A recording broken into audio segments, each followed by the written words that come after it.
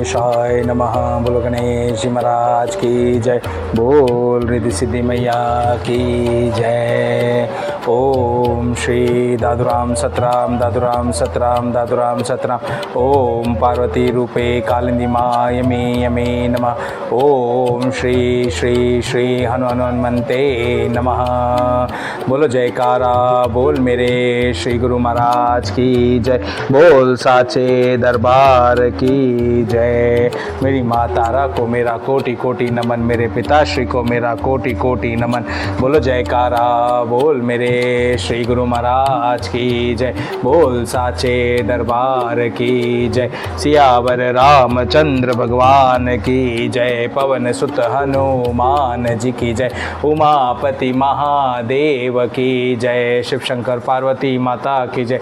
बो नंदीश्वर बाबा की जय। सभी साधु संतों को, ब्राह्मण वर्गों को, गुरुजनों को मेरा कोटि कोटि नमन। सारे भक्तों को मेरा कोटि कोटि नमन। आज भागवत शुक सुधा सागर भागवत पुराण हम शुरू करने जा रहे हैं। शुरू करने से पूर्व मैं मेरे हनुमान जी महाराज का आह्वान करता हूं कि वे आकर हमारे हृदय में आसन ग्रहण करें और हमें बल दे, बुद्धि दे, विद्या दे, शक्ति दे और भक्ति दे। अपनी जैसी भक्ति जो भक्ति भावना के साथ में इस भागवत पुराण का पाठ कर सके और लोगों तक सतमार्ग पर चलने का, सच्चा मार्ग पर चलने का, सही धर्म का मार्ग पहुंचा सके और उसके लिए प्रेरित कर सके। मेरे बाबा से निवेदन करता हूं कि वे हृदय में आकर ही आसन ग्रहण करें। माँ सरस्वती का आह्वान करता हूं कि वे मुख रचना में आकर वास करें, ताकि इस मुख रचना से वही वाणी निकले जो धर्म संगत हो, धर्म परायण हो, जीवों को सतमार्ग दिखाने में प्रेरित हो।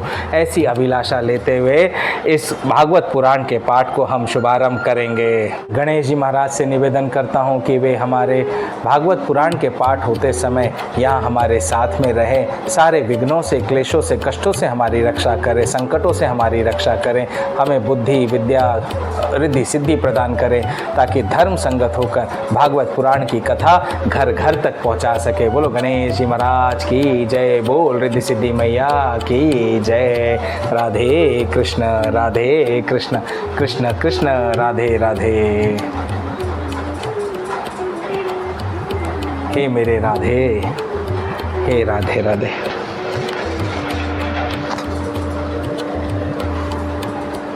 श्री राम राम। श्री कृष्ण गोविंद हरे मुरारी। हे नाथ नारायण वासुदेवा।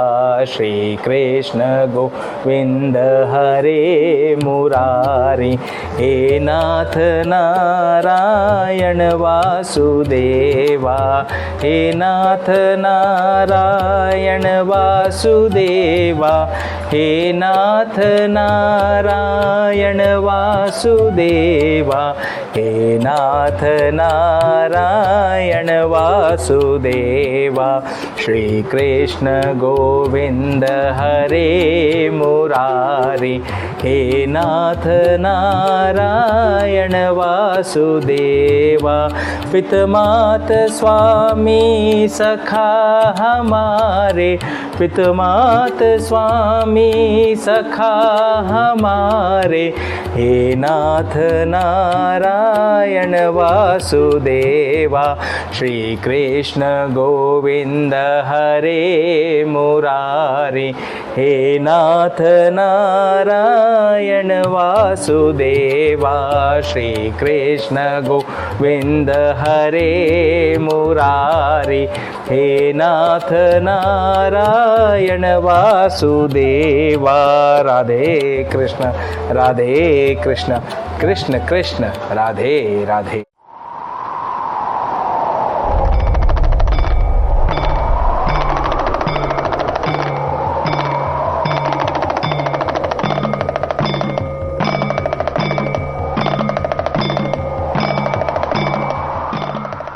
राधे राधे।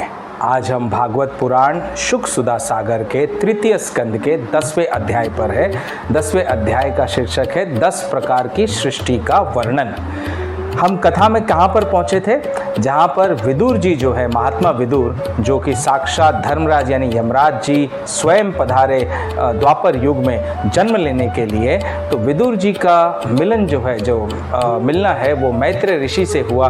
और मैत्रेय ऋषि से विदुर जी ने काफ़ी सारे प्रश्न पूछे कि सृष्टि का निर्माण कैसे हुआ, उसका पूरा वर्णन करिए। तो मैत्रेय जी ही उन प्रश्नों के उत्तर एक एक करके देते जा रहे हैं, जहाँ से हमारी भागवत पुराण शुरू होती है। तो 10वां अध्याय आइए देखते हैं कि मैत्रेय जी ने विदुर जी को 10 प्रकार की सृष्टि का किस प्रकार वर्णन किया, और ये 10 टाइप्स ऑफ सृष्टि यानी सृष्टि के 10 प्रकार क्या है, कैसे हैं। तो विदुर जी ने कहा, मुनिवर, भगवान नारायण के अंतर्धान हो जाने पर संपूर्ण लोकों के पितामह ब्रह्मा जी ने अपने देह और मन से कितने प्रकार की सृष्टि उत्पन्न की। तो पिछले अध्याय में हमने देखा था कि कैसे भगवान नारायण ने ब्रह्मदेव को दर्शन दिए, अंतर्मन में दर्शन दिए, और जब अंतर्मन में दर्शन देने के बाद में भगवान नारायण ने ब्रह्मदेव को पूर्व सृष्टि की सारी जो मेमोरी होती है, याददाश्त होती है, वो सब प्रदान कर दी। तब उनके अंतर्ध्यान होने पर विदुर जी कह रहे हैं कि भगवान नारायण के अंतर्धान हो जाने पर संपूर्ण लोकों के जो पितामह हैं ब्रह्मा जी, अपने देह और मन से कितने प्रकार की सृष्टि उत्पन्न की, यानी अपने शरीर से और अपने मन से उन्होंने कितने टाइप की सृष्टि उत्पन्न की। भगवान, इनके सिवा मैंने आपसे और जो जो बातें पूछी हैं उन सब का भी क्रमशः वर्णन कीजिए और मेरे सब संशयों को दूर कीजिए, क्योंकि आप सभी भोग्यों में श्रेष्ठ हैं। तो मैत्रेय मुनि जो है वो सर्वश्रेष्ठ ज्ञानी है, उन्हें सर्व ज्ञान है, सब कुछ पता है। इसलिए महात्मा विदुर उन्हीं से प्रश्न कह रहे हैं और पूछ रहे हैं, और कि आप सारे 10 प्रकार की सृष्टि का भी वर्णन करिए, साथ साथ सारे प्रश्नों का भी उत्तर दीजिए। अब यहाँ सूत जी कह रहे हैं शौनकादि ऋषियों से कि शौनक जी, विदुर जी के इस प्रकार पूछने पर मुनिवर मैत्रेय जी बड़े प्रसन्न हुए और अपने हृदय में स्थित उन प्रश्नों का इस प्रकार उत्तर देने लगे। मैत्रेय जी ने कहा, अजन्मा भगवान श्री हरि ने जैसा कहा था, ब्रह्मा जी ने भी उसी प्रकार चित्त को अपने आत्मा श्री नारायण में लगाकर 100 दिव्य वर्षों तक तप किया। तो देखो, नारायण जी के अंतर्ध्यान होने के बाद में ब्रह्मा जी ने भी अपने चित्त को, उनकी आत्मा जो है नारायण, उनमें 100 दिव्य वर्षों तक तप किया। अब एक दिव्य वर्ष होता है 360 मनुष्य वर्ष, यानी 1 हेवनली ईयर जो होता है ना, उसे हम बोलते हैं 360 ह्यूमन ईयर्स, इतने साल होते हैं। तो ऐसे 100 दिव्य वर्षों तक उन्होंने तप किया। तो आप समझ लीजिए 3600 मनुष्य वर्षों तक ब्रह्मा जी ने तप किया। ब्रह्मा जी ने देखा कि प्रलयकालीन प्रबल वायु के झकोरे से जिससे वे उत्पन्न हुए हैं तथा जिस पर वे बैठे हुए हैं, वह कमल तथा जल कांप रहा है। प्रबल तपस्या एवं हृदय में स्थित आत्मज्ञान से उनका विज्ञान बल बढ़ गया और उन्होंने जल के साथ वायु को पी लिया। तो ब्रह्मा जी ने जल के साथ वायु को ग्रहण कर लिया। फिर जिस पर स्वयं बैठे हुए थे, उस आकाशव्यापी कमल को देखकर उन्होंने विचार किया कि पूर्व कल्प में लीन हुए लोकों को मैं इसी से रचूंगा। तो इस कमल से ही वे पूर्व कल्प में जो लोक लीन हो गए थे, उन्हें इसी से रचेंगे, ऐसा उन्होंने मन में विचार किया। तब भगवान के द्वारा सृष्टि कार्य में नियुक्त ब्रह्मा जी ने उस कमल कोश में प्रवेश किया और उस एक के ही भू भुव स्वः ये 3 भाग किए। देखिए, कमल के कोश में ब्रह्मा जी प्रवेश कर गए और कमल के कोश में प्रवेश करने के बाद में उस एक कमल के 3 भाग उन्होंने किए, भूह भुव स्वः, ये 3 भाग किए। यद्यपि वह कमल इतना बड़ा था कि उसके 14 भुवन या इससे भी अधिक लोकों के रूप में विभाग किए जा सकते थे। जीवों के भोग स्थान के रूप में इन्हीं 3 लोकों का शास्त्रों में वर्णन हुआ है। जो निष्काम कर्म करने वाले हैं उन्हें मह, तपह, जनः और सत्य लोक रूपी ब्रह्म लोक की प्राप्ति होती है। तो देखो, भगवान ने कहा कि जो कमल था ब्रह्मा जी का, वो इतना बड़ा था, इतना विशाल का, कि उसी में से 14 भुवन निर्माण हो सकते हैं। अब 14 भुवन कौन से हैं? पृथ्वी 7वां है, उससे ऊपर 7 भुवन है, पृथ्वी से नीचे जो है 6 भुवन है। तो ऐसे पाताल, सुतल, वितल, रसातल, ये सारे नर्क के लोक है, नीचे के लोक है। ऊपर के लोक जो है महलोक, महरलोक, तपलोक, सत्यलोक, ये सारे लोक है। तो जो भक्त जो होते निष्काम कर्म करने वाले, यानी जो अपना कर्म करते हैं बिना किसी फल की आशा के, उन्हें महरलोक, तपलोक, जनलोक, इन लोकों में स्थान मिलता है, भगवान के वैकुंठ में स्थान मिलता है। तब विदुर जी ने कहा, ब्राह्मण, आपने अद्भुत कर्मा विश्वरूप श्री हरि की जिस काल नामक शक्ति की बात कही थी प्रभु, उसका कृपया विस्तार पूर्वक वर्णन करिए। तो मैत्रेय जी ने कहा विषयों का रूपांतर यानी विषयों का बदलना, रूपांतर का मतलब क्या होता है, विषयों का बदलना ही काल का आकार है। तो काल जो जिसे हम कहते हैं ना, उसका आकार वो कैसा दिखता है, वो विषयों का परिवर्तन होना, वही है काल का आकार। स्वयं तो वह निर्विशेष अनादि और अनंत है। देखो काल जो है वो स्वयं तो निर्विशेष अनादि और अनंत है, उसी को निमित्त बनाकर भगवान खेल खेल में अपने आप को ही सृष्टि के रूप में प्रकट कर देते हैं। पहले यह सारा विश्व भगवान की माया से लीन होकर ब्रह्म रूप से स्थित था, उसी को अव्यक्त मूर्ति काल के द्वारा भगवान ने पुनः पृथक रूप से प्रकट कर दिया। यह जगत जैसा अब है वैसा ही पहले था और भविष्य में भी वैसा ही रहेगा। इसकी सृष्टि 9 प्रकार की होती है। देखो इस जगत की सृष्टि कितने प्रकार की होती है, 9 प्रकार की होती है, तथा प्राकृत वैकृत भेद से एक 10वीं सृष्टि और भी है। तो प्राकृत और वैकृत इन दोनों के भेद से एक और 10वीं सृष्टि भी है, और इसका प्रलय काल द्रव्य तथा गुणों के द्वारा 3 प्रकार से होता है। अब पहले मैं 10 प्रकार की सृष्टि का वर्णन करता हूं, ऐसा मैत्रेय जी ने विदुर जी से कहा कि पहले 10 प्रकार की सृष्टि के वर्णन को आप समझ लीजिए, उनके भेदों को समझ लीजिए, फिर हम आगे के प्रश्नों को उत्तर देंगे। तो पहली सृष्टि जो है वो महतत्व की है, जो सर्वप्रथम तत्व भगवान ने दिया महतत्व की। भगवान की प्रेरणा से सत्वादि गुणों में विषमता होना ही इसका स्वरूप है। तो सत्व गुण जो होते हैं उसमें विषमता होना, उसमें परिवर्तन होना ही इसका स्वरूप है, किसका, महतत्व का। दूसरी सृष्टि अहंकार की है, जिससे पृथ्वी आदि पंचभूत एवं ज्ञानेंद्रिय और कर्मेंद्रियों की उत्पत्ति हुई। तो जो दूसरी सृष्टि है अहंकार, अहंकार से उत्पत्ति किसकी हुई, पंचेंद्रियों की, पंचभूतों की, ज्ञानेंद्रियों की और कर्मेंद्रियों की, इनकी उत्पत्ति और पृथ्वी की उत्पत्ति जो है अहंकार की सृष्टि से हुई। तीसरी सृष्टि जो है वो भूत सर्ग है, जिसमें पंच महाभूतों को उत्पन्न करने वाले तन्मात्र वर्ग रहता है। तो ये सारे जो शब्द है ना, इनका और उल्लेख हम आगे आगे करते जाएंगे बढ़िया से। अभी तो ब्रीफ में हम 10 प्रकार की सृष्टि को समझ लेते हैं। और ये सारी तत्व जो है, तत्व यानी अणु होते हैं, एटम्स होते हैं, तो उन मेन तत्व होता है, तत्व से ही सारी सृष्टि की रचना हुई है। तो वो कौन कौन से तत्व है उनको भी हमने पहले के अध्यायों में देखा है। अगर आपको नहीं समझ में आ रहा है तो आप पूर्व के अध्याय फिर से सुनिए, उसमें सारे तत्वों का उल्लेख दिया हुआ है। कैसे पंच तत्व जो हैं हमारे, जिनसे हमारा शरीर बना है, पृथ्वी, जल, अग्नि, वायु, है ना, ये कैसे उत्पन्न हुए। महतत्व में विकार हुआ तो उससे क्या उत्पन्न हुआ, फिर अहंकार हुआ, अहंकार में विकार होने से क्या उत्पन्न हुआ, सारे पूर्व के अध्यायों में हमने उसको अध्ययन किया है, समझा है। अभी हम 10 प्रकार की सृष्टि समझ रहे हैं। तो दूसरी जो सृष्टि अहंकार की है, जिससे पृथ्वी आदि पंचभूत एवं ज्ञानेंद्रिय और कर्मेंद्रियों की उत्पत्ति हुई। तीसरी सृष्टि भूत सर्ग है, जिसमें पंच महाभूतों को उत्पन्न करने वाला तन्मात्र वर्ग रहता है। चौथी सृष्टि इंद्रियों की है, यह ज्ञान और क्रिया शक्ति से संपन्न होता है। तब इंद्रियां यानी हमारे सेंसेस, तो ये किससे संपन्न है, ज्ञान से, नॉलेज से और क्रिया शक्ति से, यानी कार्य करने की शक्ति से। इंद्रियां हैं जो सारी क्रिया में सारी क्रिया करवाती हैं, तो उससे संपन्न है। पांचवी सृष्टि सात्विक अहंकार से उत्पन्न हुई। सात्विक अहंकार हुए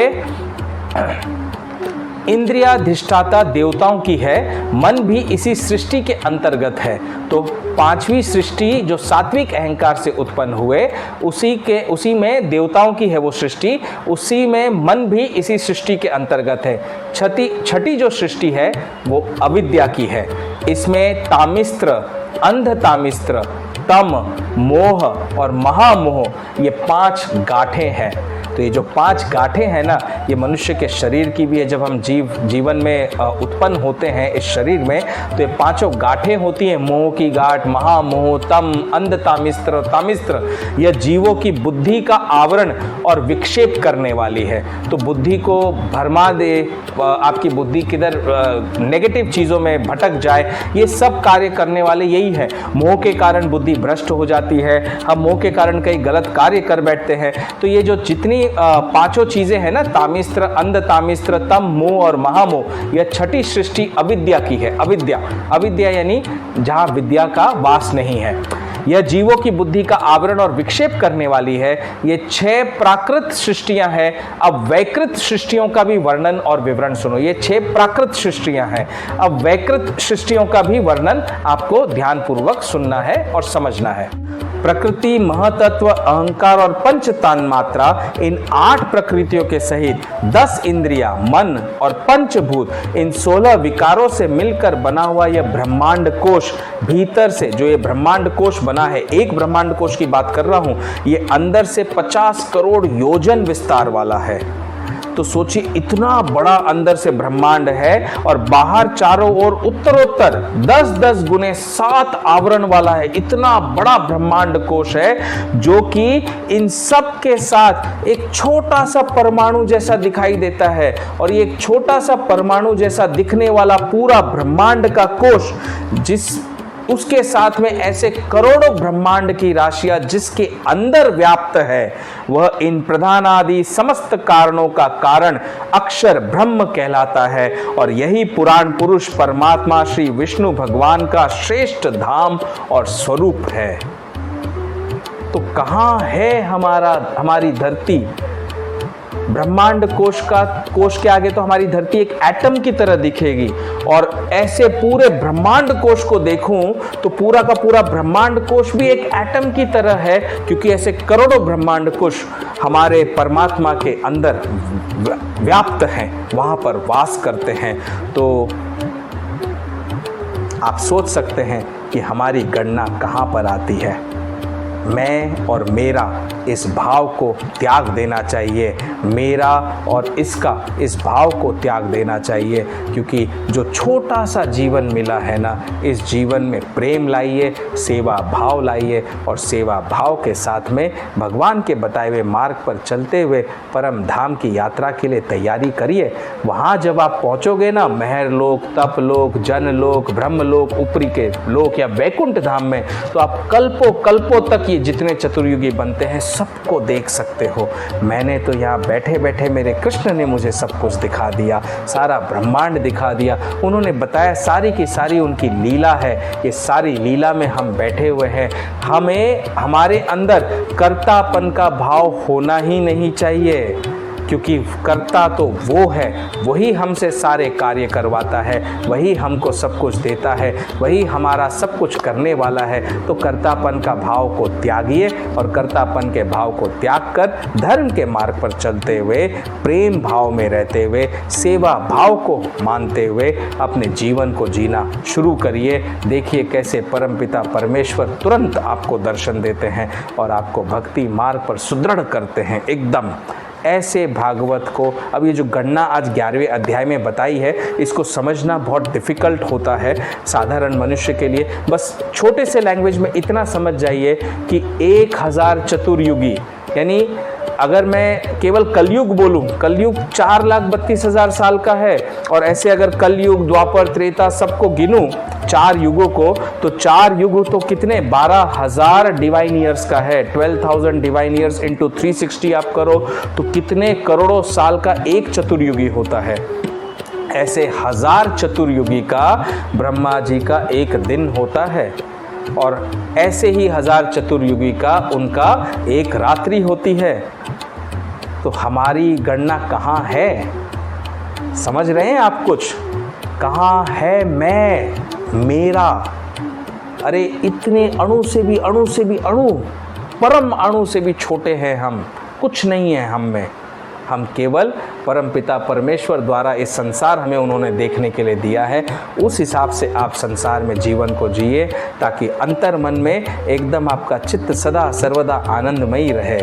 राधे राधे राधे कृष्ण, राधे कृष्ण कृष्ण कृष्ण राधे राधे, राधे श्याम राधे श्याम, श्याम श्याम राधे राधे, राधे कृष्ण राधे कृष्ण कृष्ण कृष्ण राधे राधे, राधे श्याम राधे श्याम, श्याम श्याम राधे राधे। देखिए भगवान बालक कृष्ण के हाथ में जैसे फल दिख रहा है ना, ये फल से भी छोटा एकदम छोटा होता है हमारा पूरा ब्रह्मांड। ब्रह्मांड कोश जो इनके अंदर ही व्याप्त है, और ऐसे करोड़ों ब्रह्मांड राशियाँ प्रभु के अंतर रहती है। तो सोचिए हम और आप कहाँ हैं। तो इसलिए धर्म के मार्ग पर चलिए, भक्ति मार्ग पर चलिए और सबकी सेवा करते चलिए। किसी में भेदभाव मत रखिए, अंतर मत रखिए, प्रेम से अपना जीवन जिए। बोलिए जोर से, प्रेम से, राधे राधे राधे राधे राधे राधे, जय श्री राधे।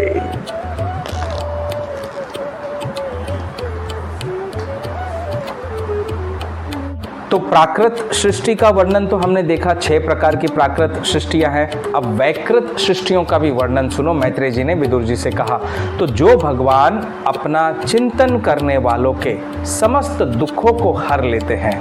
देखो, भगवान अपना चिंतन करने वालों के, यानी जब भगवान का चिंतन आप करते हो तो वो आपकी सारी चिंताओं को हर लेते हैं। तभी तो प्रभु कहते हैं कि तुम केवल चिंतन करो, अपनी चिंताओं को मुझ पर छोड़ दो तो मैं तुम्हारी चिंताओं को हर लूँगा। यदि तुम चिंता करने लग जाओगे तो फिर मैं चिंताओं को कैसे हरूँगा।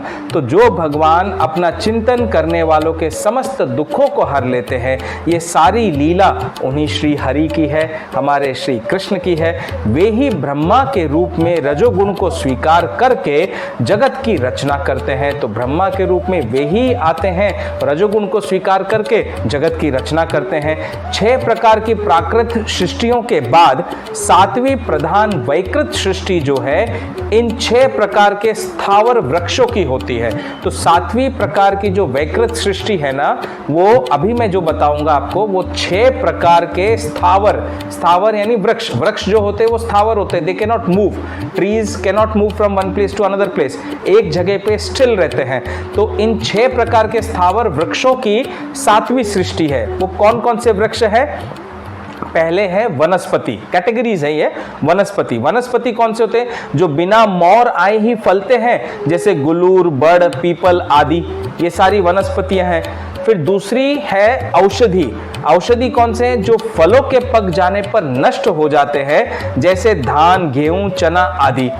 तीसरा है लता किसे कहते हैं? जो किसी का आश्रय लेकर बढ़ते हैं, बेल वगैरह होती है ना, जो किसी ना किसी का सपोर्ट लेकर, क्लाइंबर्स हम बोल देते हैं इंग्लिश में, सपोर्ट लेकर बढ़ते हैं, जैसे ब्राह्मी, गिलोय आदि। ये तीसरा प्रकार का स्थावर वृक्ष है। चौथा प्रकार का स्थावर वृक्ष है त्यक्सार।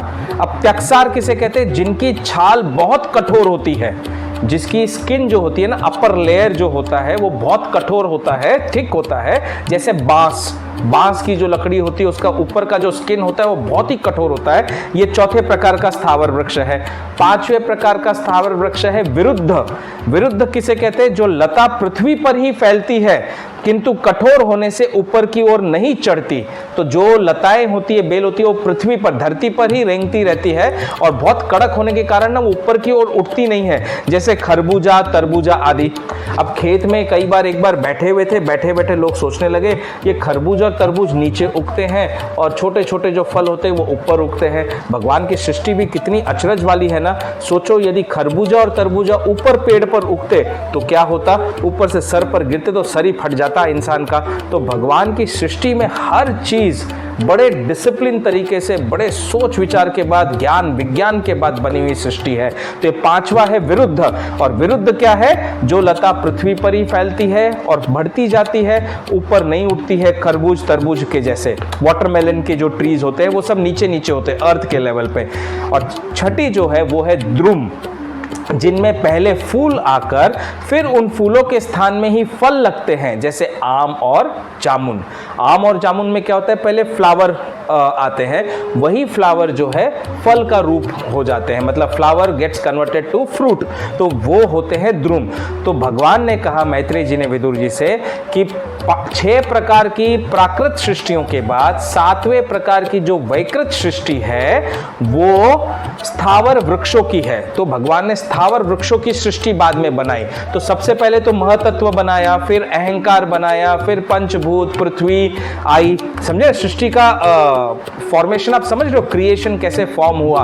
तो अहंकार, फिर पृथ्वी, फिर जल, वायु, अग्नि, सब कुछ आया, इत्यादि आया।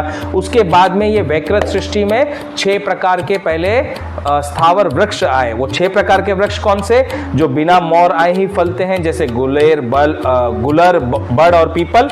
दूसरा आपका हो गया औषधि, जैसे फलों के आने पर ही नष्ट हो जाते हैं, है ना, धान, गेहूं, चना, ये सब धान उगाए भगवान ने।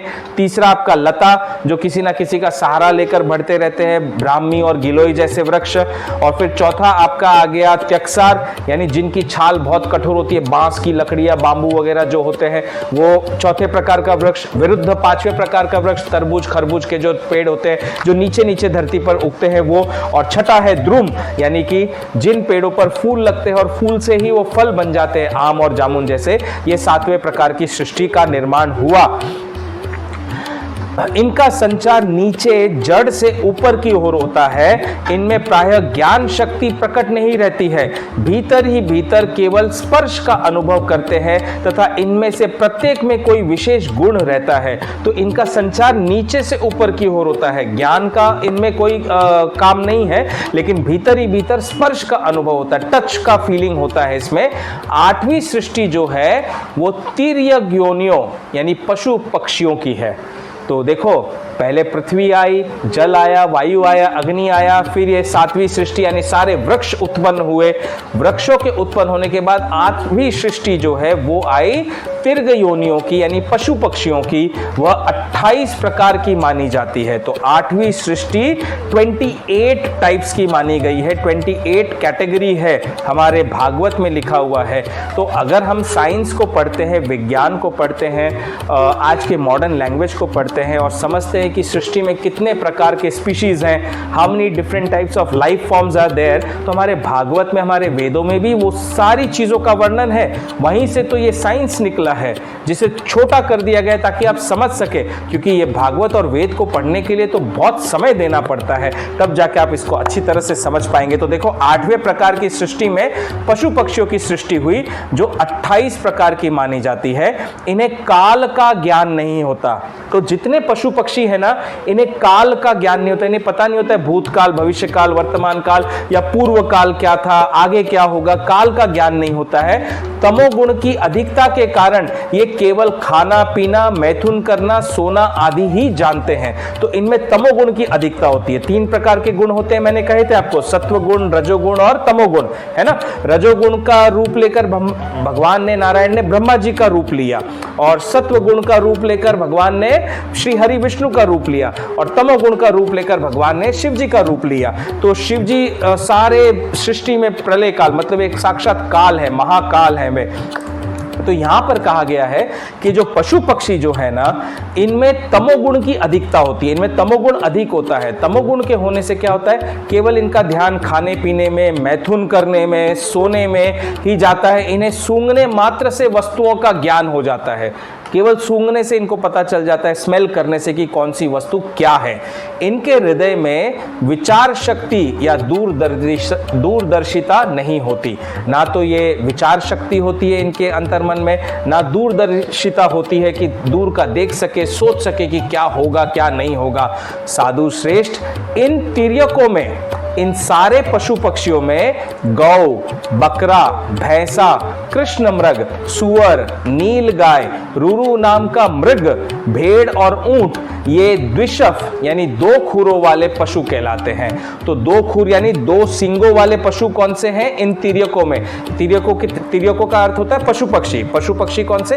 Animals, birds, everything comes in that. Okay, तो इन सारे एनिमल्स, बर्ड्स में 28 टाइप के पशु पक्षी होते हैं ना। तो जिसमें से इन्होंने कहा है कि गौ यानी और काऊ, गोट, भैंस, बफेलो, कृष्ण मृग, सुअर, राइट, पिग, नील गाय, रुरु नाम का मृग, भेड़ और ऊंट, ये द्विशफ यानी 2 खुरों वाले पशु कहलाते हैं। गधा, घोड़ा, खच्चर, गौर मृग, शरभ और चमरी, ये 1 शफ यानी 1 खुर वाले हैं। अब 5 नख वाले पक्षियों का नाम सुनो। अब 2 खुर वाले यानी 2 नाखूनों वाले, है ना, 2 नाखूनों वाले ये पशु हैं। कौन से? गौ है, भैंसा है, कृष्ण मृग है, सुअर है, और फिर बाद में गधा, घोड़ा, खच्चर, गौरमुख, शरभ और चमरी, ये एक शफ यानी एक खुर वाले हैं। अब 5 नख वाले पशु पक्षियों के नाम सुनो जिनके 5 नख होते हैं। वो कौन है? कुत्ता, गीदड़, भेड़िया, बाघ, बिलाव, खरगोश, शाही, सिंह, बंदर, हाथी मीन्स लायन, मंकी, एलिफेंट, सबका नाम दिया हुआ है। कछुआ, गोह और मगर आदि पशु हैं। कंक, बगुला, गिद्ध, बटेर, बाज, भास, भल्लुक, मोर, हंस, सारस, चकवा, कौवा और उल्लू आदि उड़ने वाले जीव पक्षी कहलाते हैं। तो उड़ने वाले जीवों का भी नाम दिया गया है कि उड़ने वाले कितने पक्षी हैं, धरती पर चलने वाले कितने हैं, पानी में चलने वाले कितने हैं। ये सारे 28 प्रकार के पशु पक्षियों का सृष्टि का निर्माण हुआ वृक्षों के निर्माण होने के बाद। विदुर जी, 9वीं सृष्टि जो है मनुष्यों की है। यह एक ही प्रकार की है, मनुष्य की सृष्टि एक प्रकार की। इसके आहार का प्रवाह ऊपर मुंह से नीचे की ओर होता है। तो आहार का प्रवाह मतलब हम जब भोजन खाते हैं वो ऊपर की तरफ से खाते हुए वो नीचे की तरफ उतरता है। मनुष्य रजोगुण प्रधान, कर्म परायण और दुख रूप विषयों में ही सुख मानने वाले होते हैं। तो मनुष्य क्या होते हैं? रजोगुण परायण होते हैं, कर्म परायण होते हैं, और दुख रूप विषय, जो जितने विषय हैं ना हमारे संसार में, सारे विकार है, उन्हीं में सुख मानने वाले होते हैं कि हमारा बड़ा घर हो गया, बड़ा बंगला हो गया, गाड़ी हो गई, हम घूम फिर सकते हैं, हम ऐशो आराम की जिंदगी जी सकते हैं। तो इन्हीं विषयों में वो सुख मानता है। अगर ये विषय उसके पास नहीं है तो समझता है कि मेरा जीवन तो बड़ा दुखी है, मेरे जीवन में तो कुछ भी नहीं है। ऐसे मनुष्य की योनि होती है। तो स्थावर, पशु पक्षी और मनुष्य, ये तीनों प्रकार की सृष्टियां तथा आगे कहा जाने वाला देव सर्ग वैकृत सृष्टि है, तथा जो महतत्वादी रूप वैकारिक देव सर्ग है उसकी गणना पहले प्राकृत सृष्टि में की जा चुकी है। इनके अतिरिक्त सनत कुमार आदि ऋषियों का जो कौमार सर्ग है वह प्राकृत वैकृत दोनों प्रकार का है। तो सनत कुमार का ऋषियों का जो सृष्टि है वो प्राकृत और वैकृत दोनों प्रकार का है। तो देखो सृष्टि का निर्माण कितनी अच्छी तरह से समझाया गया है कि how this creation came into existence. तो सबसे पहले महतत्व आया, उसमें सारे प्रवृत्ति होती गई, फिर उसमें कैसे अहंकार आया, अहंकार में जब बदलाव आया तो उसमें से क्या क्या आया, कैसे वायु, जल, अग्नि, पृथ्वी का निर्माण हुआ, फिर कैसे इंद्रिया, कर्मेंद्रिया, ज्ञानेंद्रिया सबका उत्पन्न हुआ। उसके उत्पन्न होने के बाद में फिर वृक्ष आए, सारे के सारे वृक्ष और लता, सारे ट्रीज आए। ट्रीज के आने के बाद में सारे पशु पक्षी आए, जितने पशु पक्षी वो सब आए। उसके बाद फिर मनुष्य योनि का जन्म हुआ। फिर सनत कुमार और ऋषियों का भी कौमा सर्ग, एक प्राकृत और वैकृत नाम की सृष्टि है, वो हुआ। देवता, पितर, असुर, गंधर्व, अप्सरा, यक्ष, राक्षस, सिद्धचारण, विद्याधर, भूत, प्रेत, पिशाच और किन्नर, किम पुरुष, अश्वमुख आदि भेद से देव सृष्टि 8 प्रकार की है। तो देव सृष्टि का भी निर्माण हुआ, यानी देवताओं की सृष्टि का निर्माण, जिसमें सारे ये राक्षस, सिद्धचारण, विद्याधर, भूत, प्रेत, पिशाच, इनसे 8 प्रकार की देव सृष्टि का निर्माण हुआ। विदुर जी, इस प्रकार जगत कर्ता श्री ब्रह्मा जी की रची हुई यह 10 प्रकार की सृष्टि मैंने तुमसे कही। अब आगे मैं वंश और मनवंतर आदि का वर्णन करूंगा।